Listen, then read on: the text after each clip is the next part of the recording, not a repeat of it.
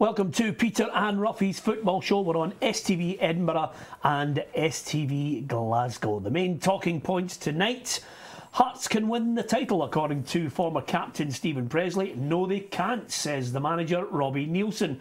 Ronnie Dyler laughs off suggestions from Malmo that his side are dirty and they won't have the legs for the return leg on Tuesday. And Warburton and Stubbs try to defuse the war of words ahead of the showdown at Ibrox on Sunday between Rangers and Hibs. Just a few of the topics we're going to discuss. Can Hearts win the title? Stephen Presley seems fairly confident about it. Des McKeown? Can they win the title? Yes. Will they? No. Pretty straightforward for me, Peter. I think Stephen is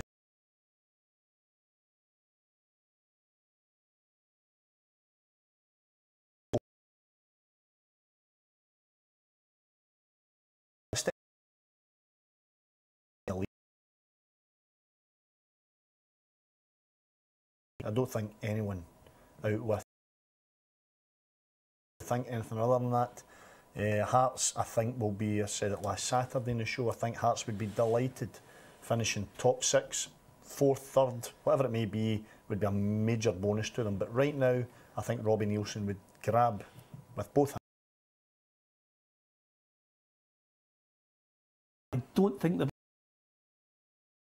creativity in the middle of the park. I like Billy. He's very direct, but you know, and Juanma seems to be a fan's favourite, Roughie. But I just think there's probably something else needed, one or two positions more, and almost certainly I'm looking forward to seeing Parado, because he seems to be the real deal. I haven't had a chance to look at him yet, but there's something else I think they would need. No, I think Robbie Neilson's quite rightly played it down. Why put that amount of pressure on your players? You know, top four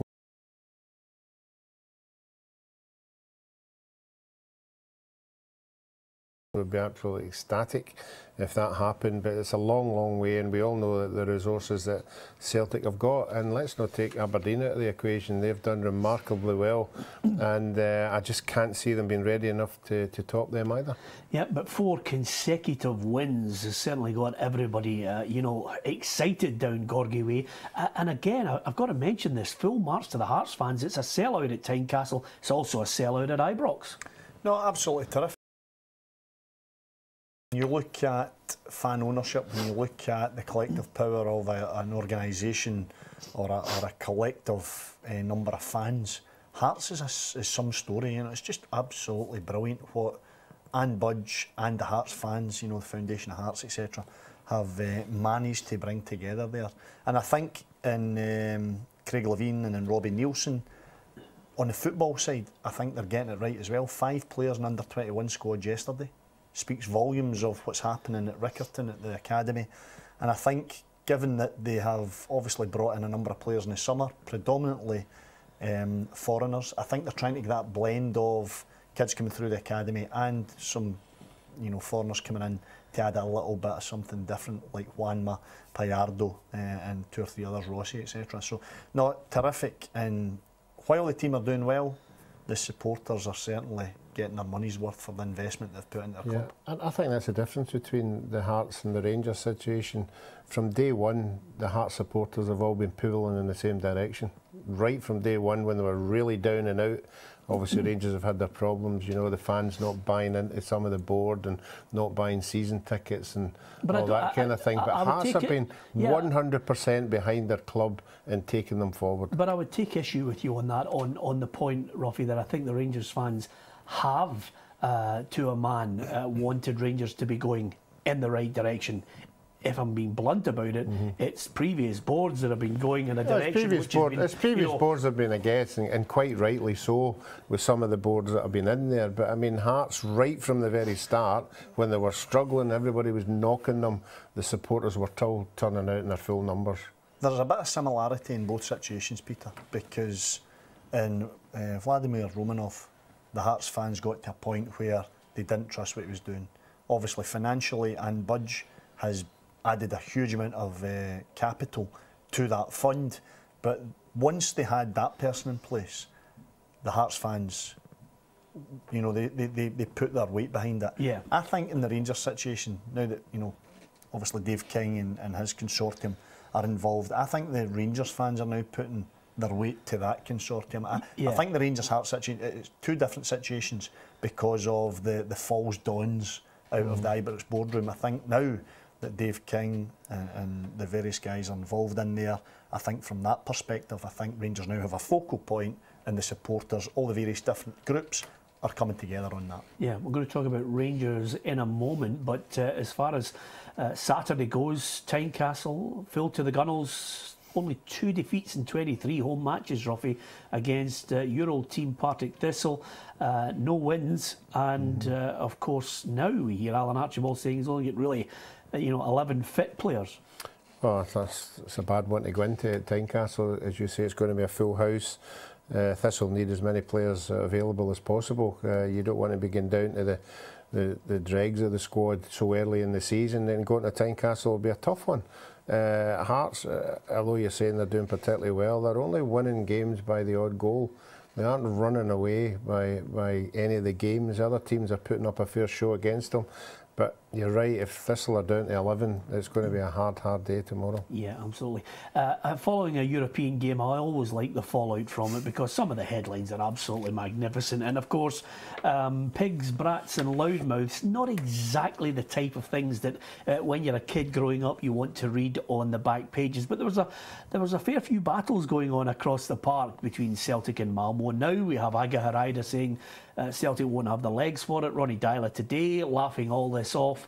And of course we've had the classic from some of the players saying Celtic will feel as if they're in hell in Sweden, in Malmo. Of course they will. It's almost 11 quid a pint, for God's sake. I mean, that's a nightmare, Roughie, to be honest with you. But over and above that, it's just bubbling along nicely for the return. Yeah, both of them are fueling it. I mean, I think Ronnie Dyla came out in the morning of the game saying that Malmo wouldn't live with his team, if they played to their capabilities, and things like that obviously noise up the other side. The mental side, he was saying that he didn't think that they'd be able to handle it. I think he meant the actual mental side of it, not the physical side of it, because Celtic have lost 2 goals in every game in the last 10 minutes of a game. I think that's what he means.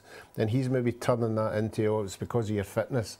I don't think it's because of fitness. I think it's because of concentration and just not focusing on what's there. Would you rest players or tweak it, turn it around with Tuesday in mind when you're facing Dundee United, who are obviously coming off the back of that heavy defeat? 100%, Peter, and I'm pretty sure Ronnie Dyla will. I think he would be silly to go with players who he's expecting to play on Tuesday night. I think it will be the opportunity to put in possibly guys like Scott Allen, Tom Rogic. I think he'll have to wrap the 11 that he's already got in his mind for Tuesday in Cotton Wool to some degree, because that's the game that counts. If Celtic lose at Tannadice, they will still win the league. If Celtic lose on Tuesday night, if they're out of the Champions League, that's something that they can't rectify later on this season. Yeah, it'll be flat. Of course, Virgil van Dijk, the good news for him is he's been included in the Netherlands squad. There was a wee suggestion, Roughie, of a possible swap deal. Norwich, Gary Hooper going one way, Lee Griffiths going the other. I think that's one of those headlines that if it happened, I'd be absolutely gobsmacked. Yeah, I'd be gobsmacked as well. I think the Celtic support would gladly take him back, but not in a swap. I don't know what kind of money we'd be talking about. I don't even know if the boy would want to come back. Obviously there's a bigger pool down there, and teams will be. He hasn't kicked the ball, but I still think, depending on the price, I mean, Celtic have already stated they're not going to get involved in £2 and £3 million signings. Yeah, and why would Lee want to go to Norwich? I mean, it's not exactly a hustle bustle of a place that you want to go and party, Des. That's all I'm saying to you. No disrespect to anybody who goes to Norwich, but it's where you go to settle down and have 5 kids and just take it easy. Well, he's got 3 already. So another 2 down the road. That's why I never said it. Honestly, sorry, the minute I opened my gob there, I thought, no, I'm going down a road I don't want to go down with it. But anyway, I can't see it happening. I don't think too many Celtic fans would be happy. Lee Griffiths going when you consider the start he's had to the season anyway, Des. Terrific, 2 big goals on Wednesday night. He's had good build-up play, and he's played the games he's played. He's scoring goals. that's what matters to Lee Griffiths. Yeah, absolutely. Coming up after the break, we're going to talk Rangers Hibs. It's the showdown, Ibrox, and of course some of the players talking ahead of the game have been talking, certainly from a Rangers camp point of view, that it was not a one-off, the 6-2 defeat of Hibernian. There could be more hammerings to be handed out. I'm sure Alan Stubbs and his players will have something to say about that. Hibs obviously could have Dylan McGeoch on a more permanent basis. That deal obviously close to completion as well. So there's lots more to come in the next part of the programme. We'll look at the fixtures. We'll also look at the predictions from myself and Roughie.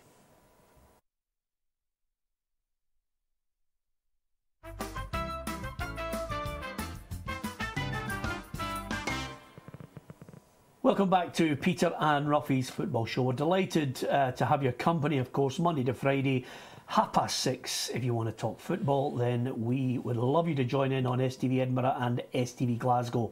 You can, of course, interact with us at Peter and Roughie on Twitter, and of course at facebook.com/Peter and Roughie as well. We'll read out a few of your tweets and of course your Facebook messages, and we've lots of great interaction, Roughie, because everywhere we're going at the moment, if it's not builders shouting at you, it's people just pumping the horn. I mean, some people are waving at me on the motorway these days.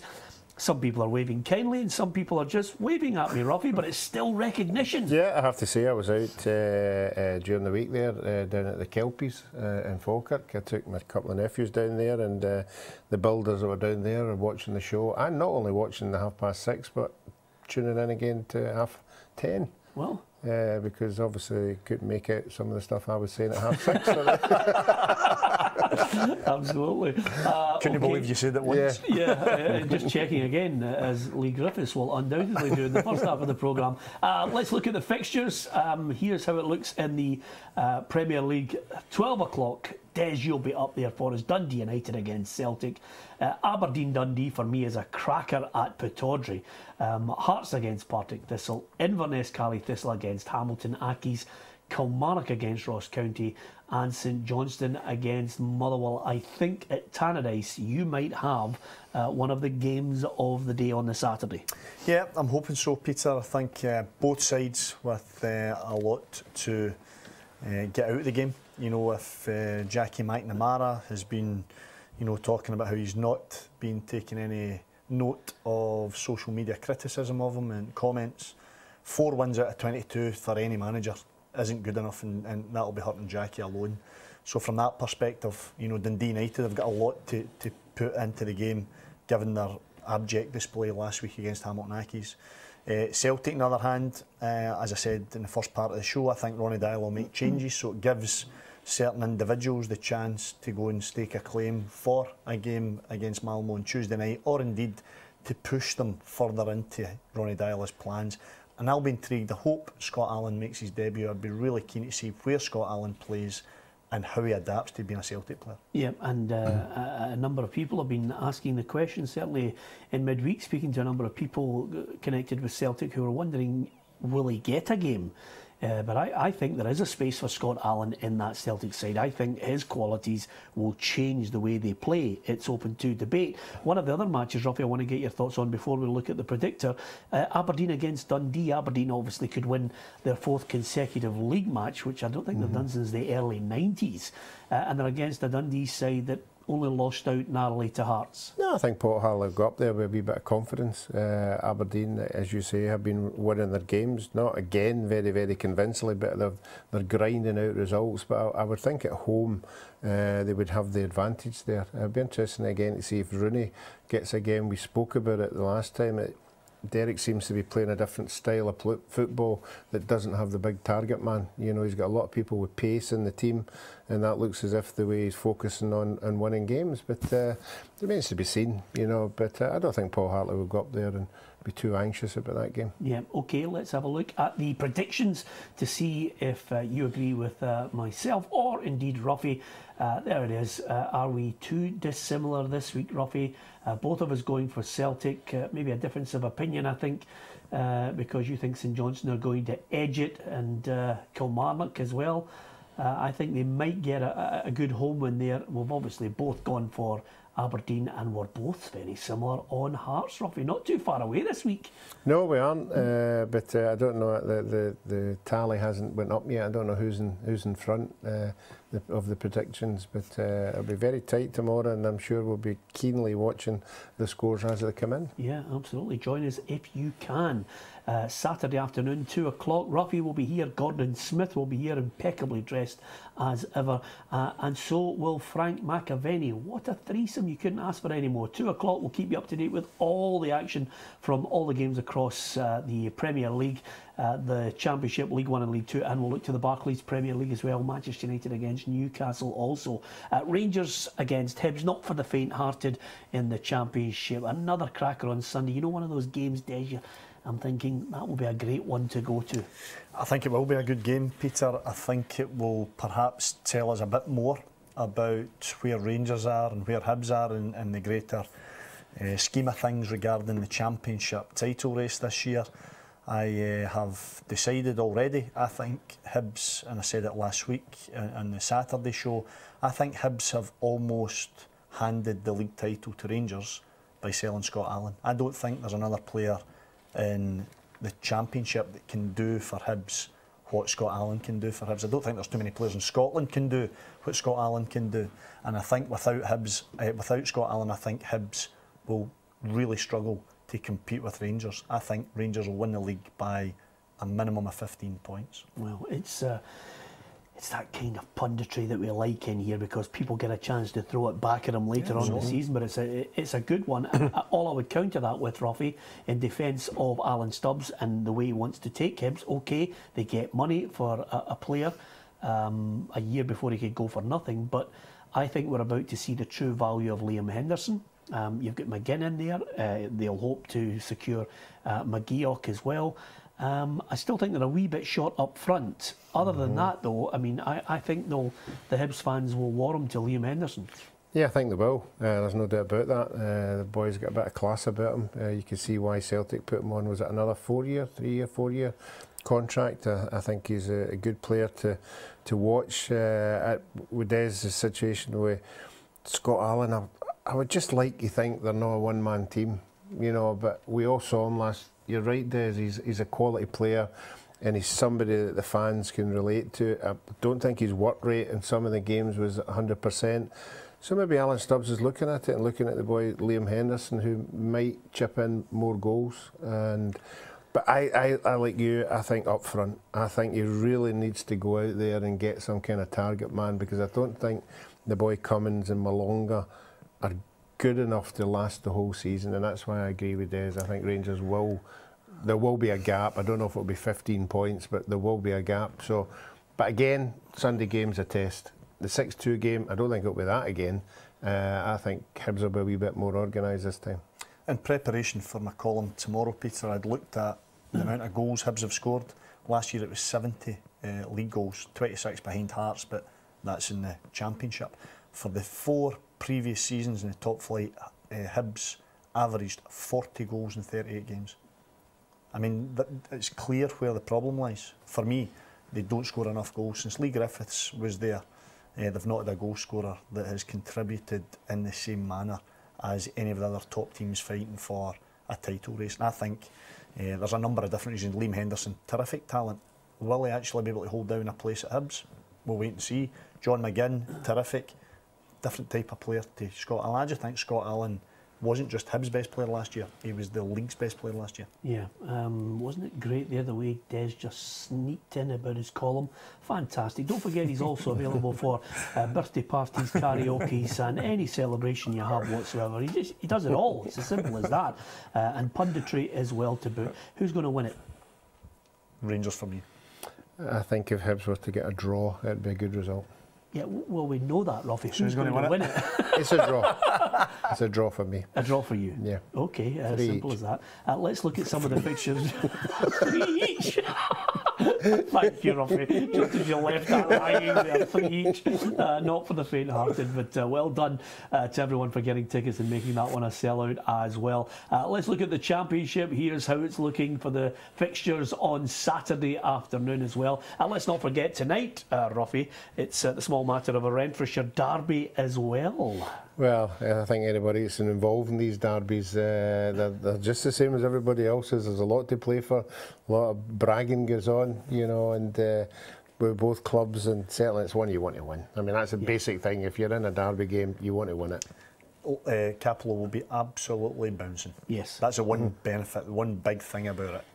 Both teams in the same division, fantastic. Yeah, and the cowshed just as good as it ever was? Absolutely. Yeah. Did you fear playing in that corner? No, I loved playing at Capello. Yeah. Because you actually felt as if the crowd were talking, and it wasn't huge crowds when I played there, but you actually felt the crowd, the atmosphere in the place. Brilliant. Yeah. All I would say to you is if you want a classic Capello moment, Roughie wearing trackies, no goalkeeper gloves, by the way. The mullet was in full flow, and so was Andy Ritchie as he curled the ball from an impossible angle that any half-decent goalkeeper would surely have saved, but not Roughie. Yeah. Anyway, join us if you can, and we'll reflect on that championship match, and we'll also give you all the details of the stories on the back pages on the Saturday morning, and we'll bring you all the latest news and the goals as they hit the back of the net on Saturday afternoon, 2 o'clock, STV Edinburgh and STV Glasgow.